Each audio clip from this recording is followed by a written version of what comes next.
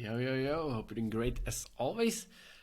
Just wanted to do a little bit reaction video, right? Because there is a big, important interview with Alex Karp of Palantir Technologies at the World Economic Forum in Davos, right? And I've seen a couple of clips on Twitter which were, quite spicy. And Alex Karp is obviously, force of nature in a sense, right?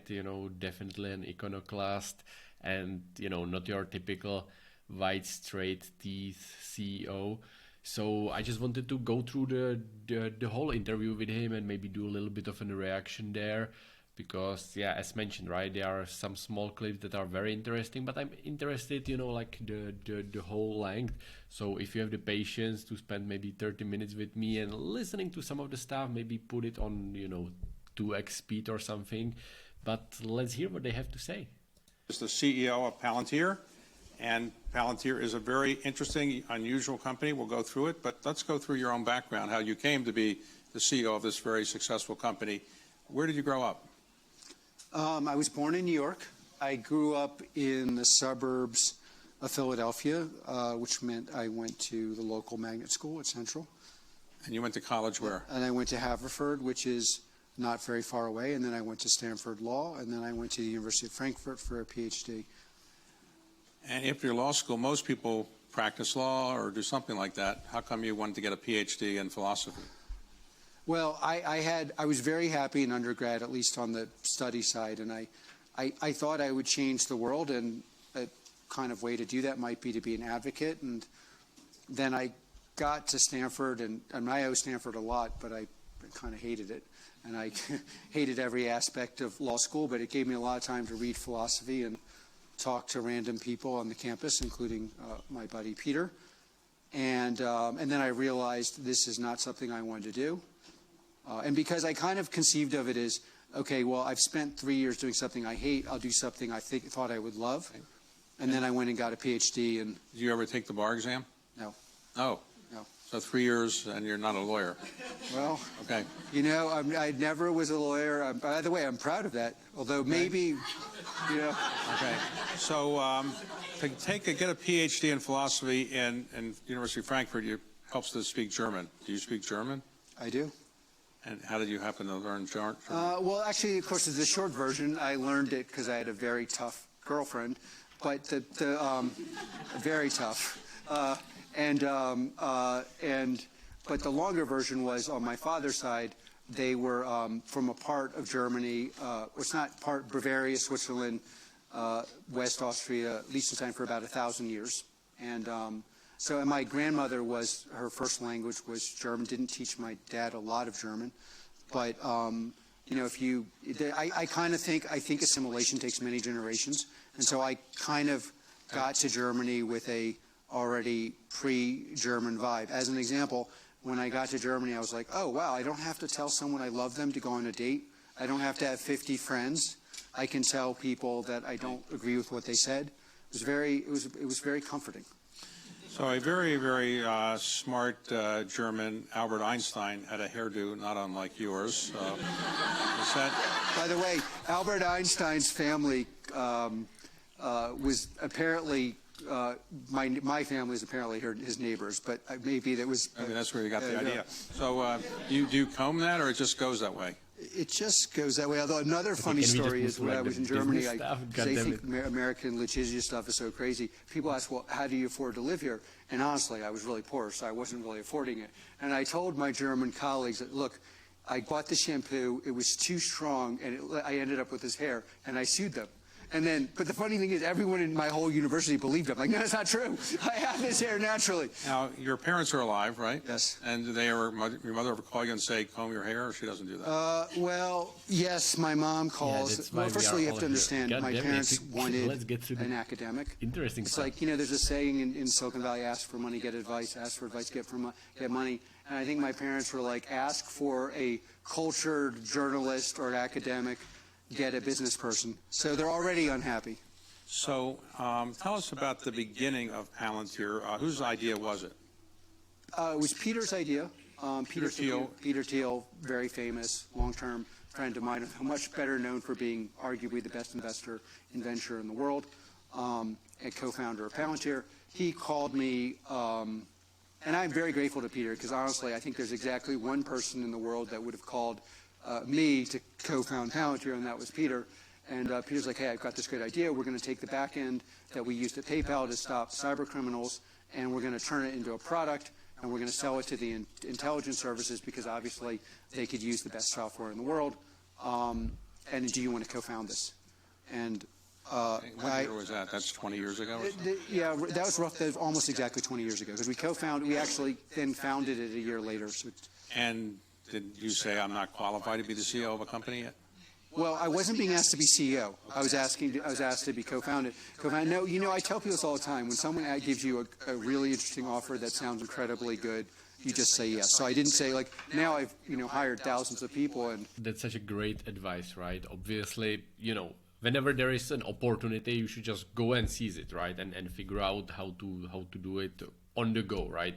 Like you are never perfectly prepared for almost anything, right? And obviously the world is constantly changing, throwing new challenges on you, especially these days, right? The technology is moving faster and faster. There is lots of development going on, like the AI recently basically sprang kind of out of nowhere into the white population.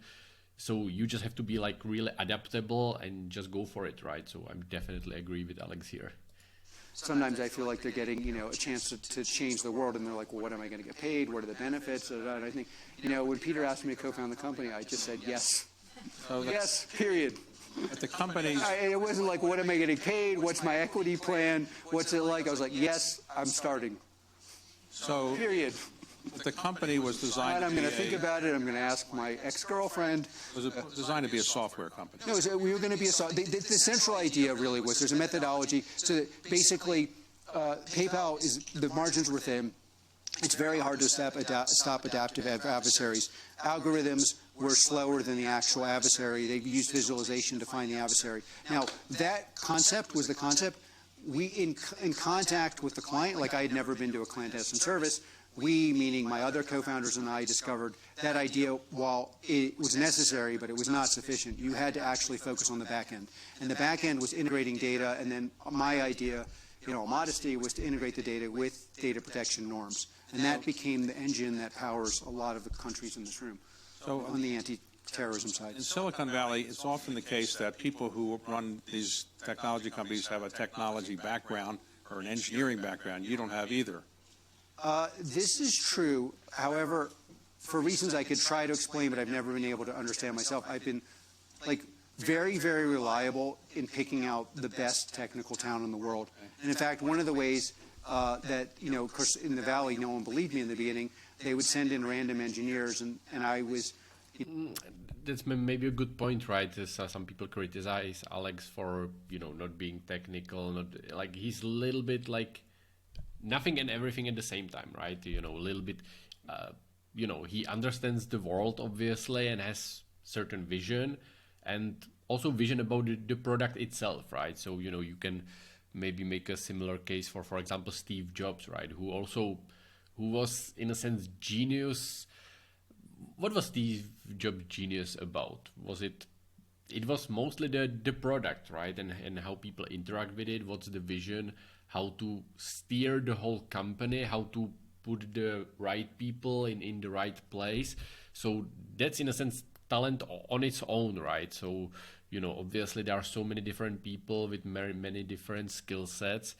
And sometimes it's just best to have, kind of a front figure that is almost like steering the culture of the company, culture and structure, big vision, because that can actually galvanize all of those people around that common vision, right? And it's basically like a multiplicator of all of this talent, right? Instead of having all of the technical talent kind of let's say in the dark, blind, like a little bit trying this, a little bit trying that.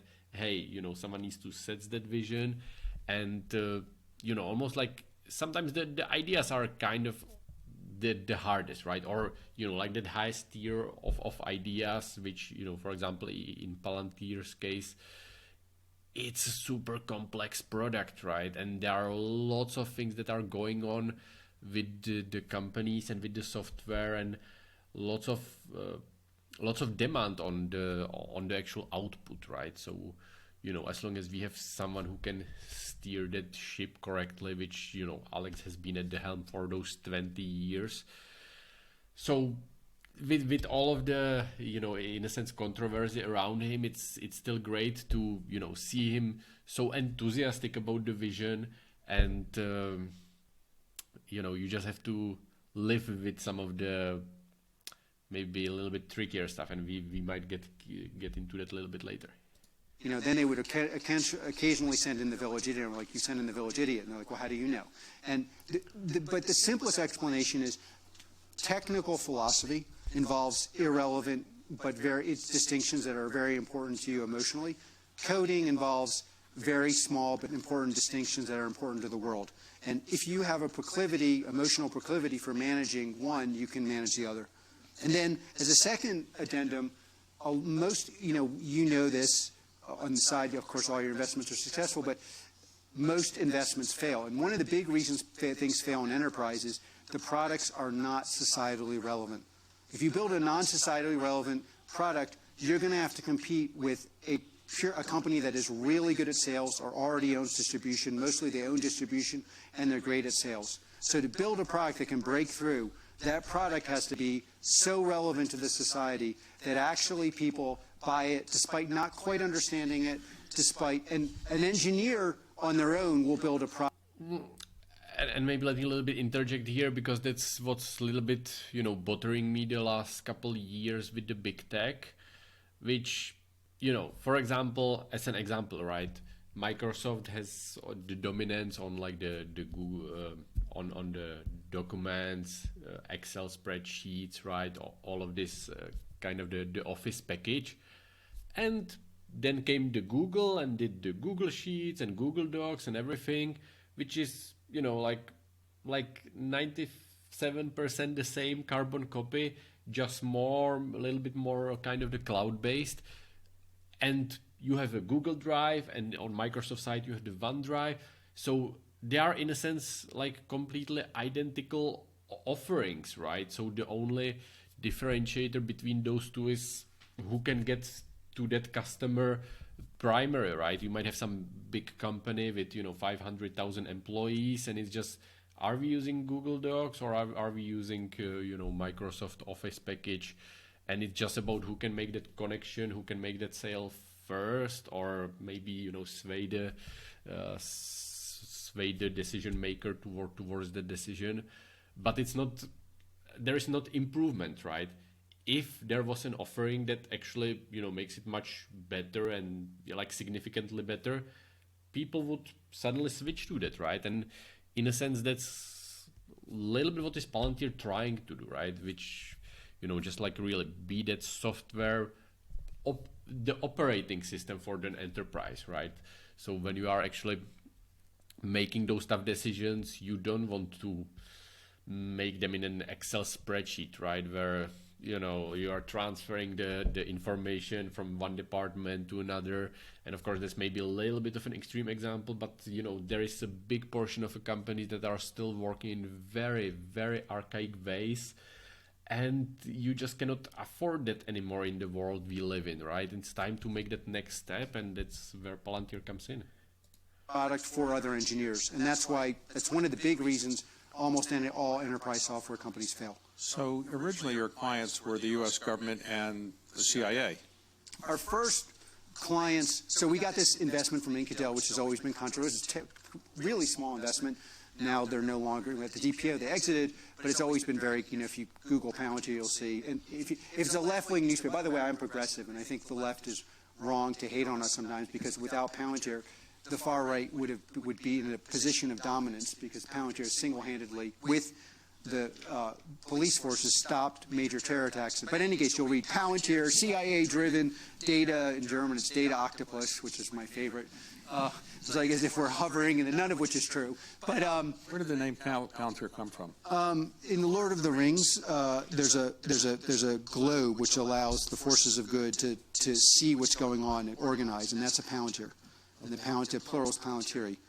So when you started the company, you got some software that was sold to the Pentagon and/or CIA. It was sold. Yeah, the In-Q-Tel gave us 3 pilots.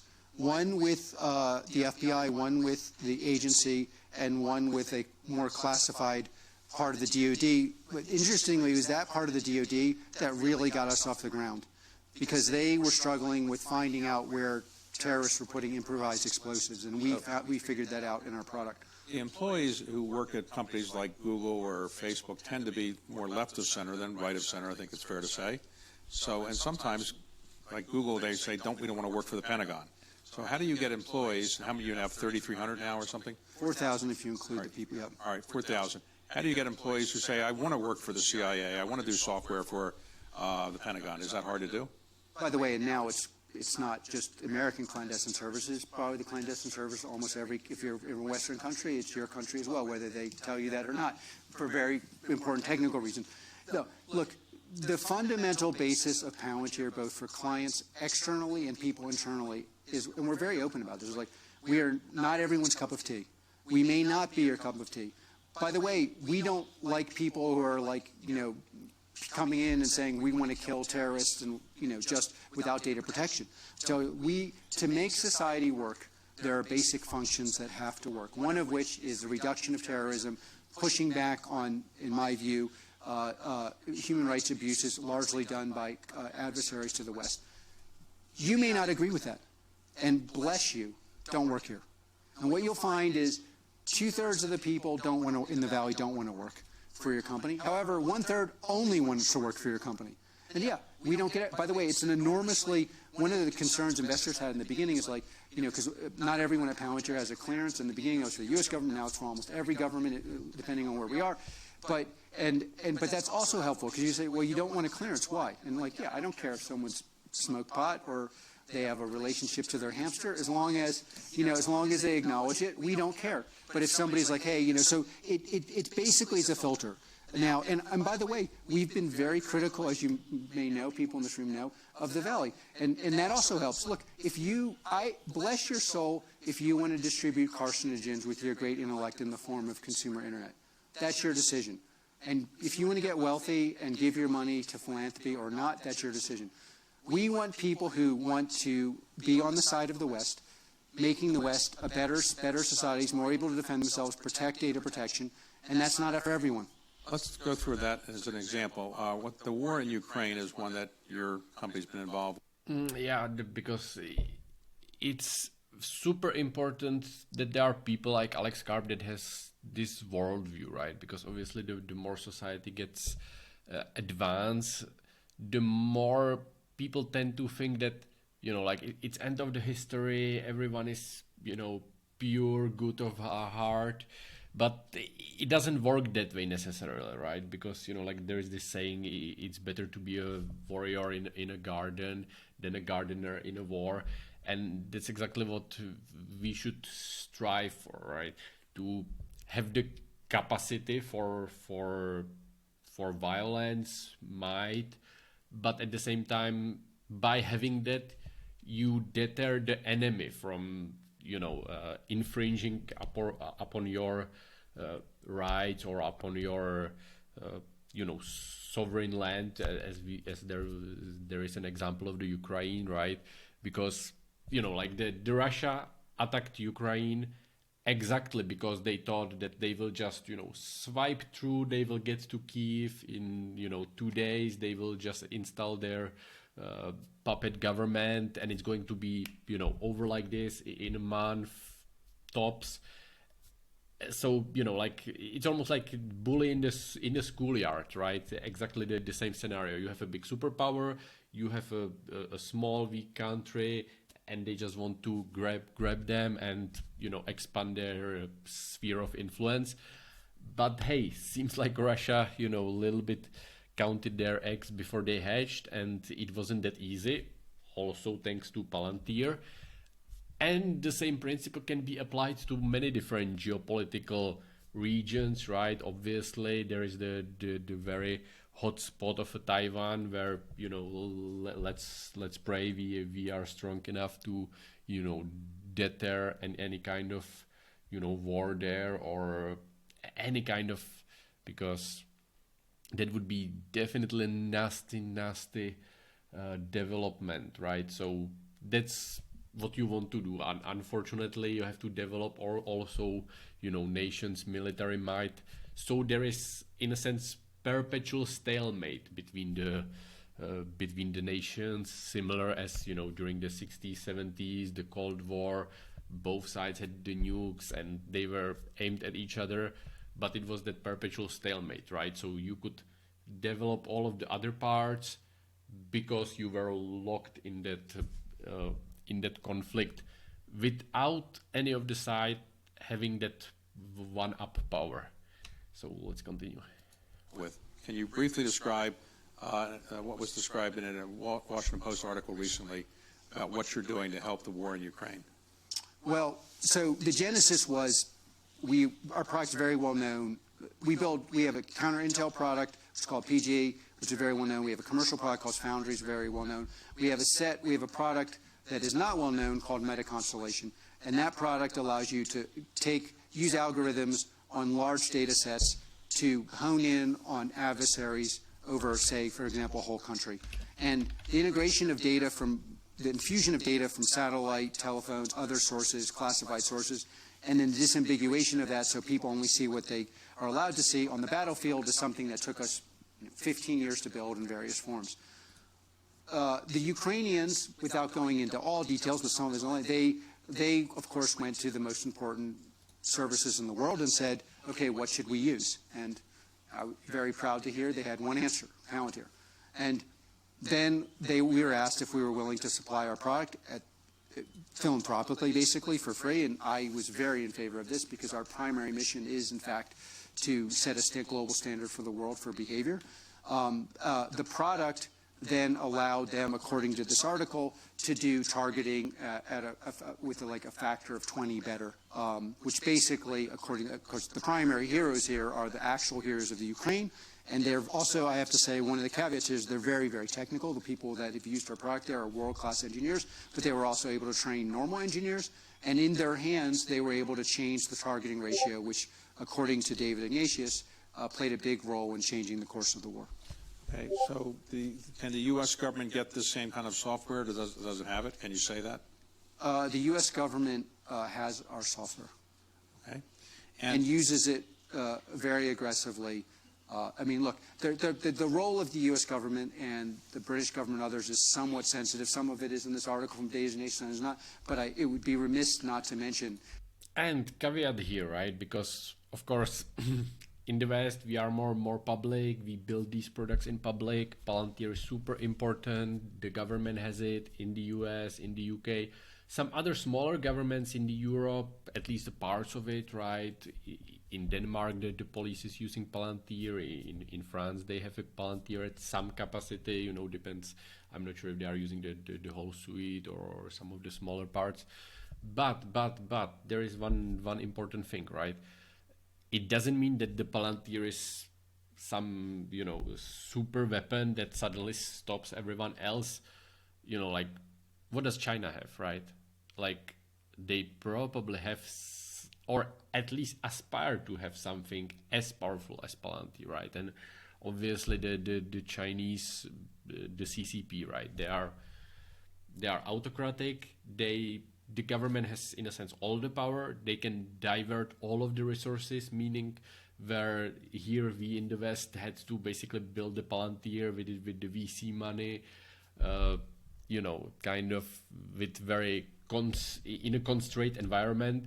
CCP can just put like a boatload of resources into it, meaning we might have the edge at this point in terms of Palantir, but the question is, hey, probably it might not be as powerful as we think, right, compared to CCP, because they are definitely on it. With Russia, the technical capabilities are probably not there, but at the same time, right, it's not like we can just, we don't want to sleepwalk into a conflict, right? So we need to keep developing and keep pushing all the time forward, right? So be very careful what's going on there in China, because they might have their own very sophisticated, intelligence software services, might work similar to Palantir, might work differently, but it's, like, don't never underestimate your adversaries. That these governments have played an enormous effective and crucial role, not just with our software, but also with our software. So where do you want to take the company in the future? You already built a company that's pretty large, pretty successful. What is your future direction? Well, on the government side, some of this is not directly Palantir related, but we, in America, Western countries, we should learn also from the Ukrainians what actually worked on the battlefield. I'm very in favor of a robust posture in America. We should look what percentage of our budget is being spent on things that actually turn the tide. I'm sorry for interjecting again, but this is also super important because, as cynical as it may sound, the war in Ukraine is a great testing ground for the US, right? Or the Western Hemisphere overall, because we can recycle lots of older equipment, send it to Ukraine, modernize our own, and at the same time test all of the logistics, test our capabilities with our, in a sense, allies, right? So, God forbid if something happens, for example, in Taiwan, we had a pretty solid exercise now at the Ukraine, right, where, US is basically fighting this proxy war with the Russia. At the other side of the globe, delivering weapons, supporting the Ukraine military with the software, with the hardware. It's no small feat, right, to be able to, react relatively quickly. Still, Russia, in terms of like the brute force, it's super strong military nevertheless. So, like definitely there is some silver lining, right? Right. So not all that's going to go to me, but we need to invest where the West has an advantage. Now, what do we want to do as a company? Of course, we are going to grow and continue to grow that suite of products. Of course, at this point, a lot of our growth is commercial. So without going into Q4 results, the U.S. is taking a real liking to our commercial product.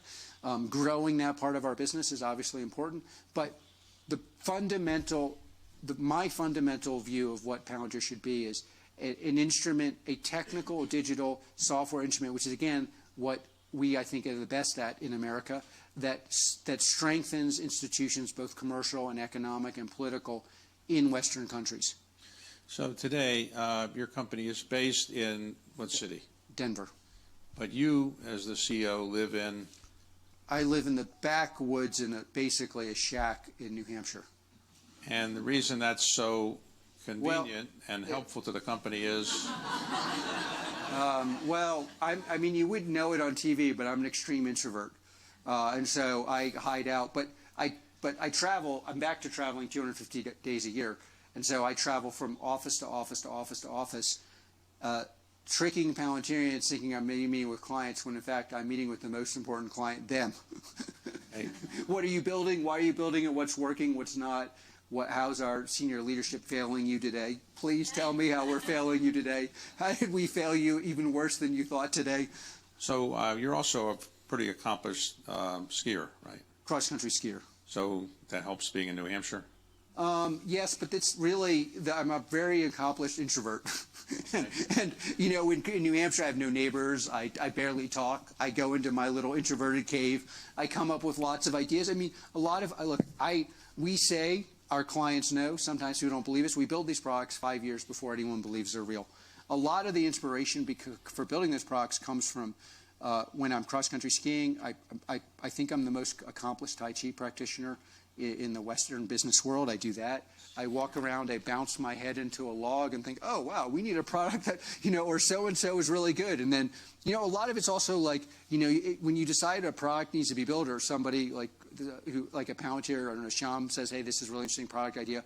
And it's like, then you have to decide, well, who's going to build it? Like, this is a lot of the biggest decisions at Palantir come down to, okay, for example, the Foundry product, which is, I don't know, without going to Q4, it's been like growing like a weed in the West, commercial product. I remember someone came to me with the basic architecture of it, and we took a person who is on our by far our biggest client. It was probably worth 30% of our revenue. Took off the most important engineer and put that engineer on this product that no one believed would work. And that's how we ended with. So like figuring out who does what under what conditions. And then there's a productization phase. So we often build a product, then it's beta, it's in the market, means we still have to hold it up. Then a whole different team has to get it into productization phase. And all those decisions have to be made on the ground, on the factory floor, basically. It's like cutting leather. But Except for the leather to do all this, don't you need to have the ultimate security clearances? To work at Palantir? Well, for you personally, you have to review these. Actually, one of the best decisions I ever made was not getting a clearance. And I'll tell you, it's a really good decision because if I was cleared to know a lot of stuff I know, I couldn't sit on the stage. Okay. You don't keep secure documents on your desk. I'm not. I shouldn't make. No, I'm not planning an office. I'm not planning to run for office. Okay. So it's a pretty good joke. You guys are too polite to laugh. I would think that companies that would do what you do, some of them I would think might be based in Israel. They're pretty good at these kind of things. Is that some of your major competitors are? Well, again, I don't want to go into who use our. We proudly have an office in Tel Aviv. We have an office there because Israel knows our product very well. We are proudly part of that ecosystem. I think the great companies in military technology are going to be in Silicon Valley, the Ukraine, and Israel. What we've actually found, interestingly, without going into who uses our product in Israel and who doesn't, the more technically accomplished a future client is, the quicker they buy our product. It's kind of very counterintuitive. The clients, partners now who'd be more able to build our product appreciate how difficult it is to build it and buy it. When you sell your product to company or government agency A, is it a thing where they have to keep getting it updated, or you just sell it and they use it however they want, or you have to help them use it and then you update it every so often? That's a great question. So there's a substrate of our product. So let's just say clandestine agency 204. They'll get, say they buy Foundry and then they buy PG. They'll get a core substrate of the product. If they're sophisticated technically, and many of them are, we'll teach them how to build on top of the product. So a very sophisticated client using our product will build their own software on top of our product because they understand there's certain things that would take decades to build. They don't want to build them. And then they'll build their own things on top of it. We, on our end, deliver new features. So let's just say, for example, in the Ukraine war, we've learned a lot about what you would need to fight in Europe, which, by the way, no one understood until now. It's a complete fighting in the desert, fighting in Europe, fighting against Russia, fighting against smaller, less effective, more terrorist organizations. Completely different thing.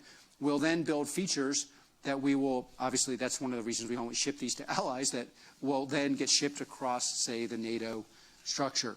But for example, sophisticated partners and clients like the Exactly as I've just mentioned, right? That's, like the war, Russia, Ukraine, there is so much practical data that is collected throughout this whole conflict. Like lots of the modern warfare, the whole battlefield is changing. You can also hear the CEO of Anduril, right, Palmer Luckey, talk about it. Like there's lots of paradigm shift in the war, right? Because, for example, in the 60s, 70s, like the tanks were the main force, this big, bulky, monstrosities. But hey, now you can actually see that if you have just a couple smart guys with a, great, missile that can be sufficiently targeted, and they know where the enemy is, they can, just kind of run around, take the position, like this missile that might cost, tens of thousands of dollars suddenly, can completely wipe out the tank that's, a couple millions of dollars, right?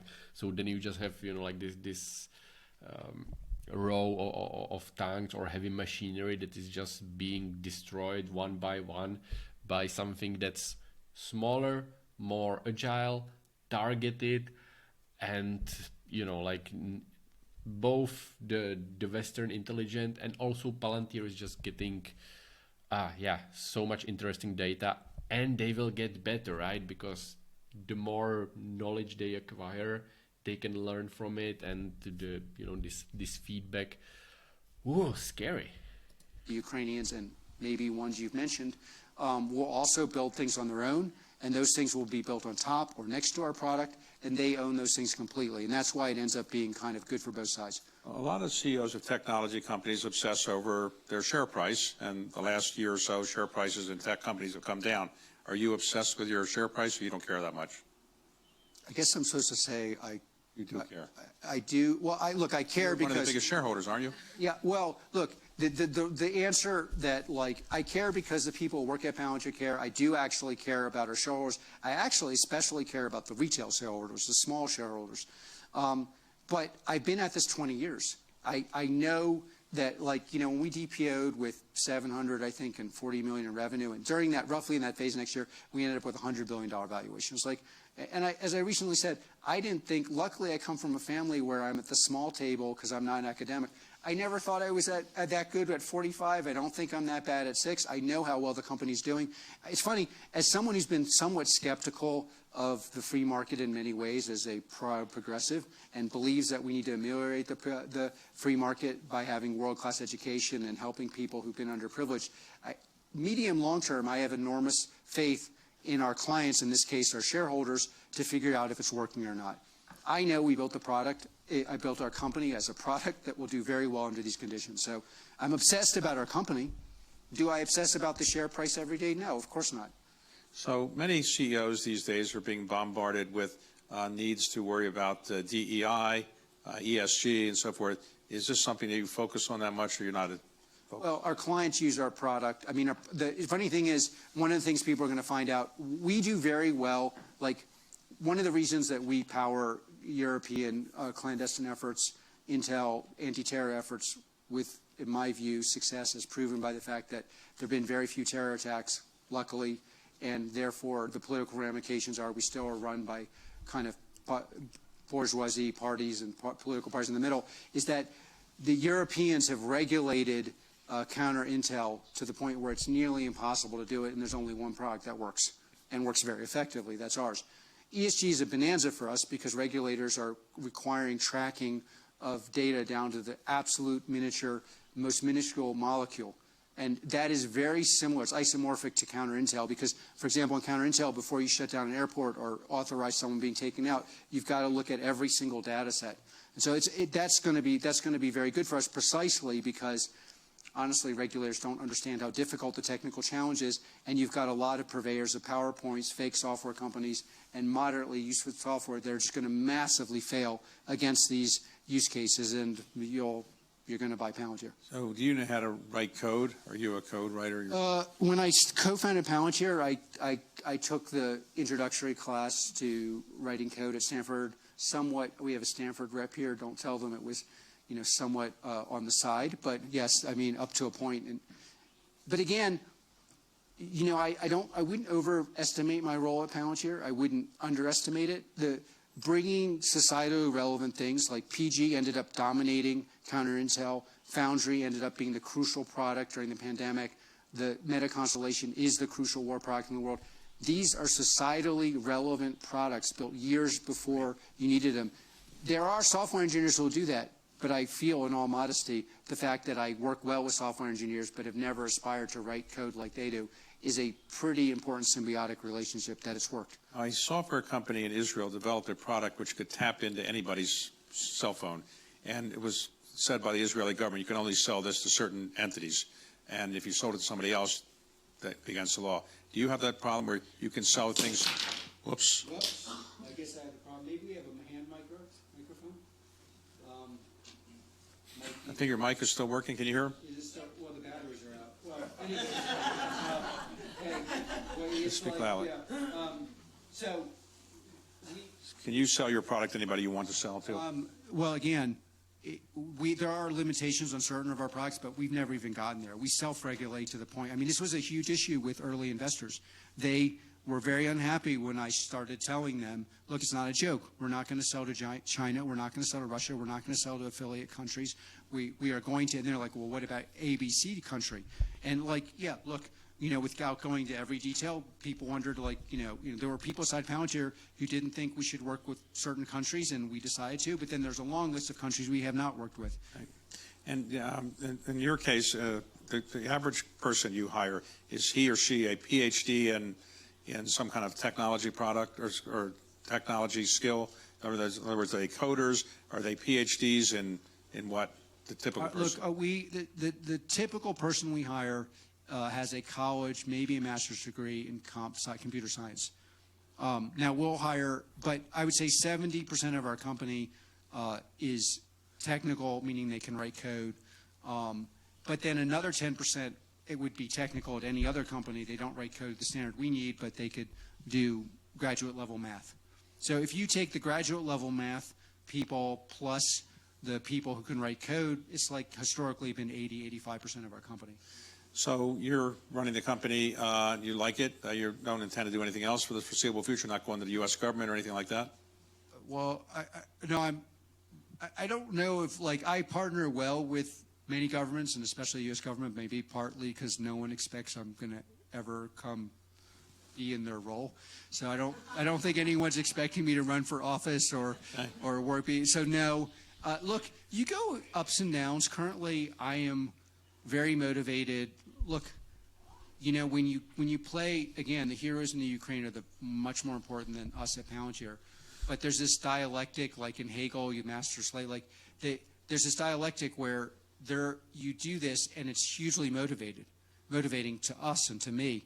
And right now I'm very motivated by what we do. Honestly, I like the success and the impact. And I'm not planning to go anywhere. You know, I don't know. I mean, I've been around. Now, I've been doing Palantir longer than most people at Palantir have been alive.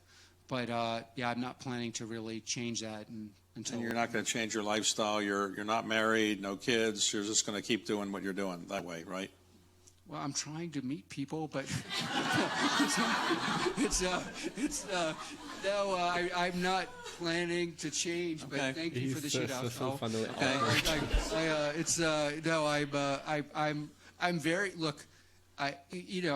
there's always an up and down in life. Currently, I'm pretty happy and I believe in what we're doing. And I mean, a lot of people would like me to, make myself more, normal friendly. And I'm trying every day. Okay. I have a coach. I don't know if you saw him, I could be kind of slightly more normal in public, and it's not working, but I'm doing my best. Do you have a barber or no as well? No, that I've rejected. I tried that route. It failed. All right, we have time for one question, maybe right here. Have a mic? You can have my mic if you give Well, somebody's coming with another mic. Okay. All right, a simple question, not a statement, just a question. I'm David Kim from Korea. I'm a chairman of Dason Group, which is one of the largest energy company in Korea.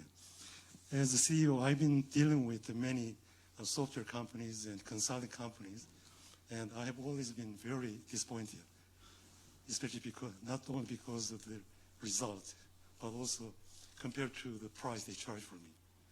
And I Googled and tried to find the mission and vision of your company, and frankly speaking, it's too good to be true, what is said in Google. Well, let me tell you, since we have limited time, we have great partners in Korea. Pay attention.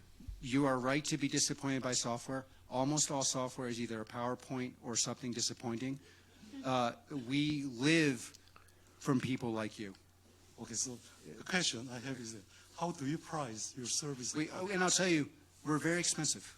You know why we're very expensive? Because someone like you is greatly skeptical and think it'll be not valuable. And when we show you it's very valuable, we expect you to pay us a lot of money.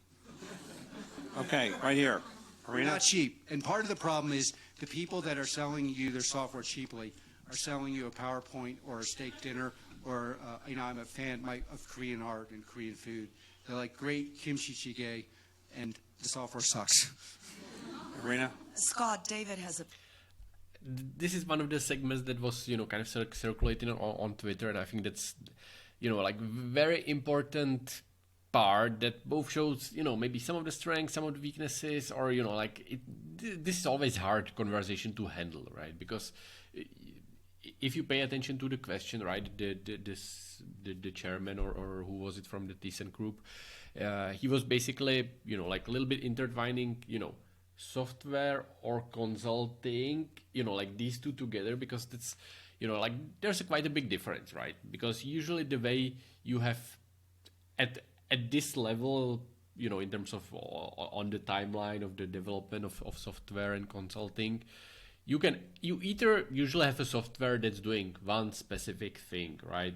In the most simplest term, from like the consumer standpoint, you have, Google Docs, PowerPoint, or something, or you have maybe some of the tools for communication, Microsoft Teams, Slack, or you have some, software that helps you with, maybe customer relations. So, like a specific software for a specific task, right? You have your computer, you have many different pieces of software that, as an organization, you kind of piece it all together.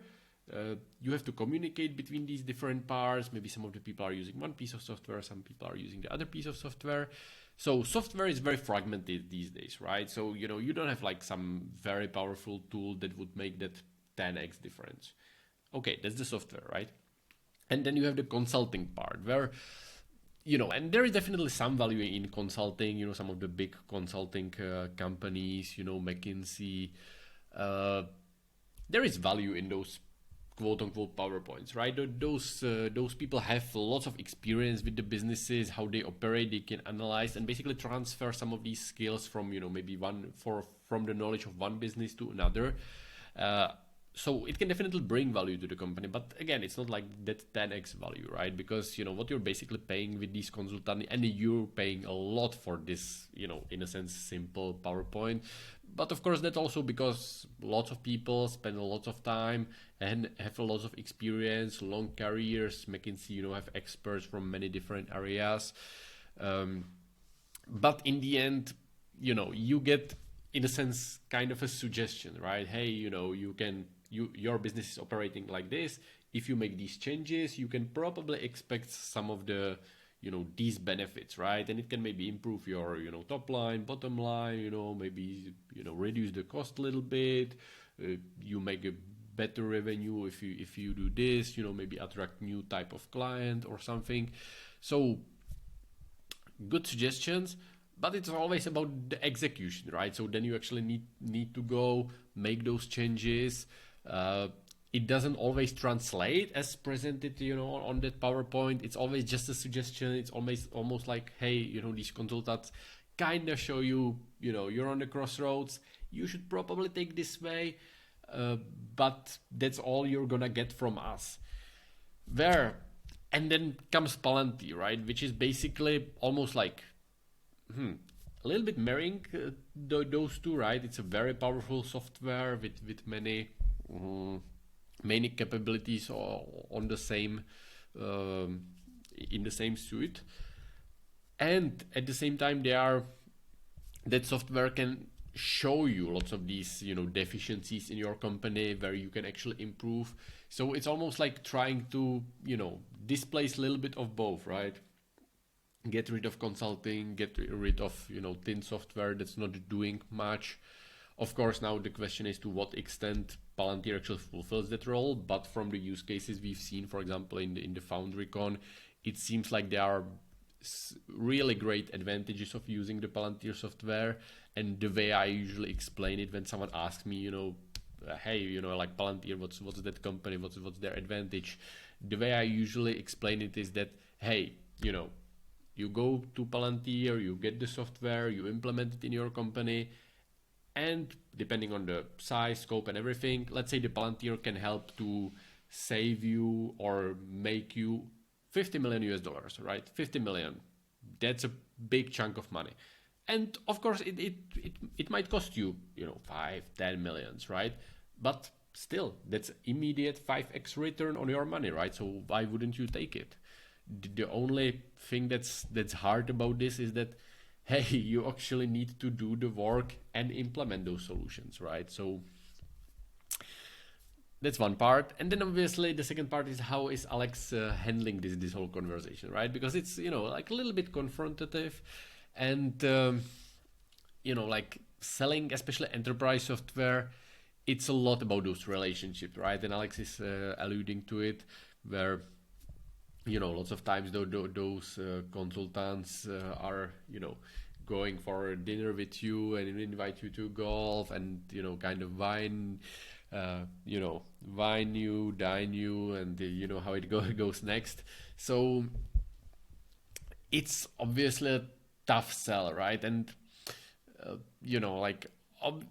I think it could have been definitely handled better, but at the same time, he is kind of aiming towards, hey, I'm going to show you, right? So that's the place where he needs those clients, right, to really go for that pilot project, try it, and then they are sold by the sheer power of the product, right? So at this point, I would just say for Alex to just a little bit tone down that confrontational language and just really steer them to, hey, let me show you how we can actually help. I'm not going to invite you to a dinner or something, but I will actually make sure that you get much more than what you pay for. Perfect shidduch for you. He has a very nice daughter. I'm very happy, by the way. To everyone listening to this, I'm not. By the way, on a serious note, you complimented Israeli and Ukrainian capabilities. How would you rate Russian and Chinese in that space? Well, Russia and China, this is the thing. There's a tendency that's really quite unfortunate because Russia is massively underperformed, to underestimate Russia and maybe slightly overestimate China. But they're starting from the shock factor. Like, they essentially have invested $65 billion in hardware every year, and the Russians are among the best technical experts in the world, most creative technical experts, best mathematicians, and broadly speaking, in the world. And now it's like they're like, holy, we're investing in the wrong thing. Now Russia and to some extent China are going to start investing in the right thing, and that's why we in the West need to really be focused on. Yes, we had this advantage because we've been focusing on these things more than anyone else, and we have a tech community that's unlike other countries. But that advantage won't stay around if we don't invest in these kind of capabilities, not just pure hardware capabilities. So if somebody wants to learn more about Palantir, you have a little building here somewhere? We have a very fine villa here. You can stop by. Okay, and they can stop in and buy your products, right? No, you can stop in, test the products as a skeptic, find out they're transformative, and pay us a lot of money. Okay. All right, I think we're out of time, so thank you very much, Alex, for a great conversation. Thank you very much. Okay, so you've seen it, right? Obviously, Palantir, super important. Alex Karp, Iconoclastic CEO, and he's trying very hard. Obviously, it's not your typical, white glove approach. It's super in your face. It's not for everyone, but again, right? It's a lot about the product.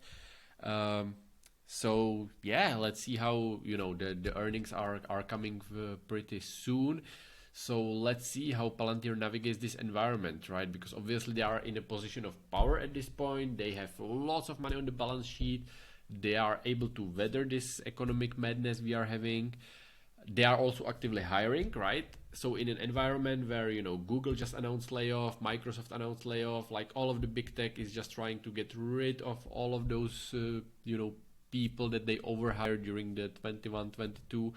Palantir is now going on the offensive, growing. So, this is going to be super important period for Palantir for like really proving themselves. So I'm super excited to see what they will come up with, what new clients they will close, how they will actually make that dent, make the difference. So thank you very much for sticking with me. If you've enjoyed it, definitely like, subscribe, all of these YouTube stuff, and let me know in the comments, to what extent do you like Karp as a CEO? What are the pros? What are the cons? How big is your Palantir position? Because, it's definitely one of those companies where in 5-10 years, we might be very happy that we stuck with them through those, a little bit difficult times. So thank you and take care.